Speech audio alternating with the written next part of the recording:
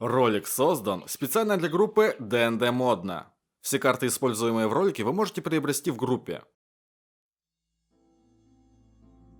Можно сказать, вы смельчаки, раз решились пойти в это подземелье. Но не думайте, что это будет легкая прогулка туда и обратно. Отнеситесь к этому серьезно, как будто вы исследователь. Вы пробираетесь сквозь тернии и трудности, собирая подсказки, которые очень пригодятся в дальнейшем.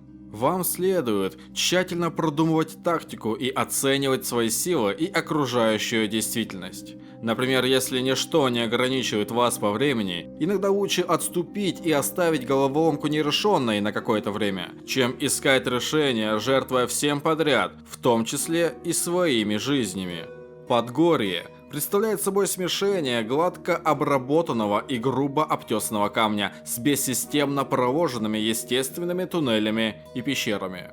Несколько уровней имеют исключительные архитектурные особенности, и большинство туннелей в Подгорье арочного типа и не имеют строительных опор. Там не работает большинство заклинаний перемещения, а также заклинания в Подгорье не способны разрушить или изменить форму магически защищенных потолков, колонн, столбов, стен или полов. Например, заклинание землетрясения в Подгорье не вызовет обрушение потолка или не создаст провалы. Однако двери и предметы интерьера не защищены таким способом. Но перейдем к первому уровню подземелья. Этот уровень подземелья долгое время использовался лордами Уотердипа в качестве места захоронения нежелательных предметов. Отсюда и его самое распространенное название – катакомбы. В некоторых кругах это место известно как храмовое подземелье, так как здесь множество остатков древних храмов темных божеств, которые строились на протяжении многих лет. Но есть еще одно название для этого уровня – гробница, так как многие лорды и короли были похоронены здесь. Этому свидетельствует множество полуразрушенных статуй и тайных проходов, которые вы здесь обнаружите. Ну и для того, чтобы попасть на первый уровень, вам придется спуститься по некому колодцу или так называемой бездонной пропасти.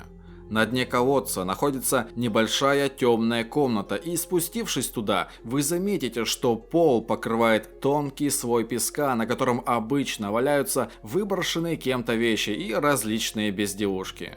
А стены этой комнаты украшают многочисленные ржавые щиты. И продвигаясь дальше, вас будет ожидать так называемый коридор множества колонн, на стенах которого находятся различные демонические барельефы с изображением ужасных существ из бездны. Будьте осторожны, приключенцы. Это первый звоночек, что в этом месте вас будут подстерегать различные сложности разной степени опасности. И вернувшиеся на поверхность искатели приключений рассказывают об организованных патрулях багберов здесь, которые отгоняют незваных гостей прочь. Также многие рассказывали мне, что где-то на этом уровне находится древний вампир, а возможно это всего лишь слухи. Но в любом случае нужно всегда серьезно относиться к таким заявлениям. Еще в этом подземелье есть зал героев. То ли это было построено в честь героев, которые добились успеха в этом жутком месте, то ли это все служит для привлечения внимания. Этот зал героев располагается к северу от входного колодца, и этот зал скорее похож на коридор, в котором располагаются около 40 обращенных внутрь статуй, выстроенных в 2 ряда. Далее, как мне известно, вас должен ожидать огромный зал, и вроде как там должно обитать ужасное чудовище. Но по сути, там везде ужасные чудовища. Гревы, различные слизи, жуткие насекомые, гигантские крысы. Даже некоторые утверждают, что видели веркрыса. Ну и также вы там можете встретить мелких падальщиков, такие как гоблины. Я даже не удивлюсь, если вам повстречается мимик. Но не будем о монстрах, так как никто точно не скажет, что за новую тварь решил поселить у себя безумец Халастер. Но что здесь действительно постоянно, так это посты гильдии Занатара. По некоторым данным, их задача состоит в том, чтобы не дать авантюристам добраться до нижних уровней и тем самым не вмешаться в дела гильдии. Также в какой-то момент времени своего путешествия по первому уровню подземелья вам придется посетить жуткое место, которое называется Зеркальный коридор, в котором находится 16 тяжелых зеркал. По слухам, эти зеркала магические, и какой эффект у этих зеркал, мне неизвестно. Но, как по мне, лучше не задерживаться в таком месте. Еще один коридор, который может завлечь своей таинственностью, это коридор множества свечей. Коридор ярко освещен пламенем мерцающих свечей, парящих в неглубоких нишах вдоль стен. Как мне известно, такой эффект был создан Муиралем, безумным учеником Халластера.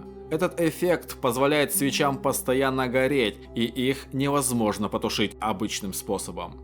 Считается, что это единственное место, где разум Муираля мог отойти от безумия и испытывать некоторую ясность. Ну и напоследок, это комната-карта. Именно оттуда известна информация, что это подземелье имеет множество уровней, и каждый уровень имеет свой собственный и индивидуальный вид. Но эти карты не содержат подсказок о том, как называется уровень или что находится на нем. Ну и хочу вас предупредить, что многие проходы на первом уровне погребены под толщей земли, в котором подземные обитатели прорыли совершенно новые проходы. И запомните, приключенцы, на каждом уровне подземелья вас будет ожидать то, с чем раньше вы никогда не сталкивались. И только сильнейшие смогут все преодолеть. Удачи!